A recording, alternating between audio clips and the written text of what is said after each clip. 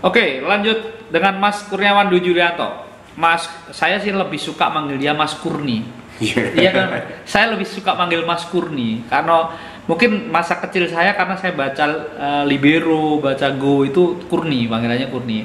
Kan orang banyak Ade gitu-gitu Mas. Tapi saya nggak suka. Saya panggilnya suka Kurni. Itali banget menurut saya sih. Mas, 98 balik ke Indonesia. Terus 96 balik ke Indonesia. 97 98 kan musim yang bubar tuh ya, musim yang Pelita 98 ya. Itu kan mungkin momen terendahnya, momen terendah di secara mental kan dari Italia, berbagai macam pemberitaan segala macam. Tapi sampai akhirnya balik ke Pelita dan jadi top skor walaupun kompetisi berhenti. Itu apa yang buat sampean bisa naik secara mental? Anak ya itu umur 20 22 21 ya Mas ya. Jadi intinya saya ini dari kecil suka tantangan gitu kan. Maksudnya saya akan buktikan ke orang yang menganggap rendah saya, meremehkan saya gitu kan. Jadi saya ingat betul apa kata ibu saya karena saya selalu ingin membahagiakan ibu saya. Saat saya balik dari Sampdoria, di mana saya dihujat, saya sempat mau berhenti main bola, tapi ibu saya selalu menguatkan. Terus beliau tuh selalu pesan tutup mulut orang-orang yang merendahkan kamu dengan prestasi. Itu aja, simple itu. Karena kalau saya hanya melawan dengan omongan, nggak ada bukti kan percuma gitu kan. Jadi bagaimana saya bisa bangkit lagi, itu yang selalu memotivasi saya. Dan saya terpuruk itu tidak hanya sekali gitu kan. Waktu balik dari Sampdoria, terus kemudian waktu dicoret apa namanya? Piala Asia ikut di 96 Mas? 96 enggak, karena saya balik dari Sampdoria itu kan. Nah, itu nggak dipanggil. Kemudian tahun 99 SEA Games karena nggak lolos tes doping di KONI. Terus kemudian saya ke PSM, terus kasus yang Natsuba Kunchoro itu, bagaimana saya dihujat seluruh stadion di setiap pertandingan. Itu pesan dari almarhum ibu saya aja, selalu bilang tutup mulut mereka dengan prestasi. Jadi kalau kamu prestasi semuanya akan diam. Alhamdulillah saya bisa melakukan itu gitu kan. Saya juara di PSM, kemudian dipanggil timnas lagi. Iya. Mas, tapi cerita Pelita Jaya itu sama itu ngagulin. Terus bahkan saya ingat banget waktu lawan Persib Bandung di Bandung yang penonton sampai luber gitu. Itu sama itu mainnya gila gitu. Waktu ada Dejan Duslevi kan, Dejan. Dan ada namanya Wak Ansari Lubis tuh, ya itu salah satu pemain jenius menurut saya. Itu tim itu kayak apa sih Mas di Pelita Jaya era itu, walaupun akhirnya kompetisi gagal karena kerusuhan gitu, apa Mas? Ya, jadi ini waktu saya di Pelita dulu. Itu pelatihnya siapa ya Mas? Danur ya? Heng Wulem. Oh Heng Wulem, ya Heng Wulem. Jadi sebelum yang kita akhirnya terus nomor 1 itu, waktu saya masuk Pelita pertama, saya melihat dan saya merasakan juga bahwa tim Pelita waktu itu memang tim bintang lah. Tim bintang, tim Hollywood lah. Dari semua fasilitas, dari gaji, kontrak ini luar biasa. Tapi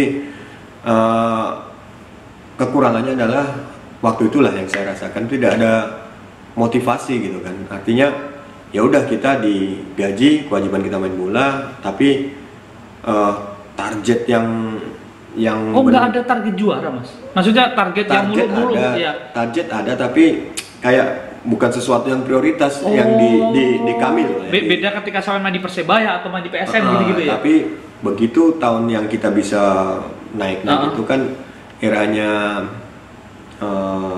Pak Nurdin waktu itu. Pak Nurdin masuk sebagai manajer kalau nggak salah itu. Saya ingat banget waktu itu Pak Nurdin mengatakan bahwa kita akan memanusiakan manusia. Jadi setiap pertandingan bonusnya itu yang di luar nalar lah menurut saya kan, dan itu dibayar cash. Begitu menang masuk bangku locker room langsung di cash gitu kan.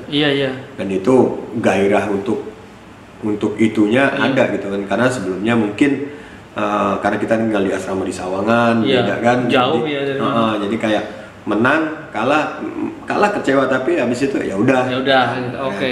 Jadi waktu itu saya ngelihatnya tim Pelita yang benar-benar lapar-laparnya gitu kan. Dan waktu itu Pelita mulai dapat penonton sebenarnya Mas ya. Iya. Di era itu Pelita itu dapat penonton. Iya. Udah lumayan banyak itu kan. Kita ada peringkat pertama. Terus ya materinya juga menurut saya materi yang pas untuk di setiap posisinya gitu. Oke.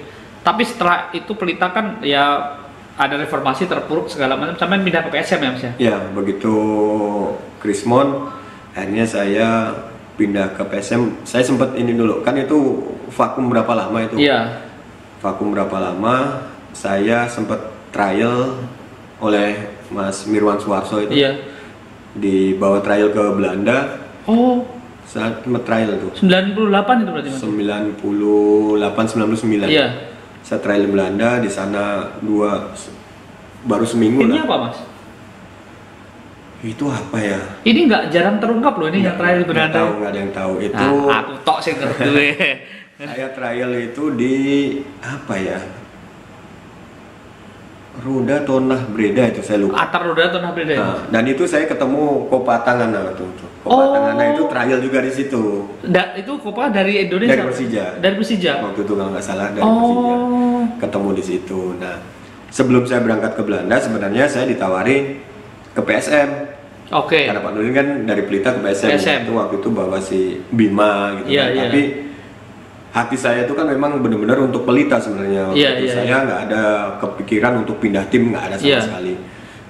Makanya saya berangkat ke Belanda, misalnya sempat sekali uji coba dan alhamdulillah itu saya ngegolin. Terus ada peluang lah menurut ini kan, tapi harus stay berapa lama lagi. Sementara waktu itu Bima udah pindah nih. Iya. Jadi saya memutuskan untuk balik lagi waktu itu. Memutuskan untuk balik. Ya saya bilang. Akhirnya saya gabung dengan PSM ini terakhir. Oke.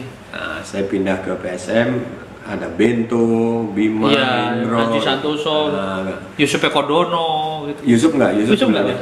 Yuniarto Budi ya Mas ya? Yuniarto Budi. Mas, tapi di antara sekian itu ada SEA Games 97 dan SEA Games 99 sama gagal tes doping. Nah, tapi 97 itu ngitap nyaris juara Mas. Iya. Itu rasanya kayak apa Mas orang gagal itu Mas? Wah itu sakit lah karena memang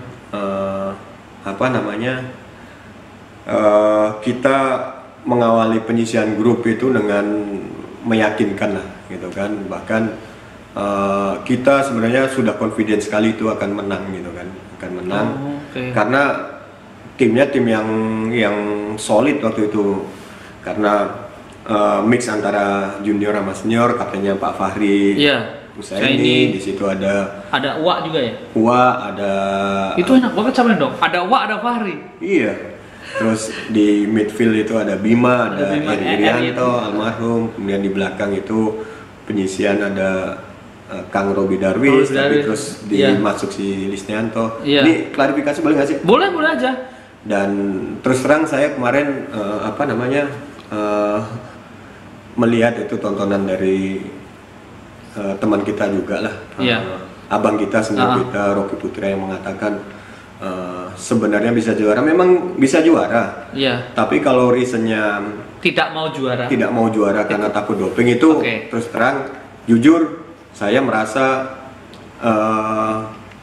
sakit gitu kan. Artinya kok bisa, lu kan ada di tim ngomong begitu gitu kan, dan bukan saya aja, ternyata saya komunikasi dengan teman-teman juga kok gitu kan, seolah-olah tidak menghargai perjuangan kami gitu. Dan itu kan gagalnya kan karena penalti. Gitu. Penaltinya Uston, pemain termuda kan waktu itu. Itu ada Uston gagal, Roni Wabia gagal. Gitu tapi kan Uston kan pemain muda, jadi ada something mental lah Mas, mungkin ya, makanya belum siap atau apa mungkin.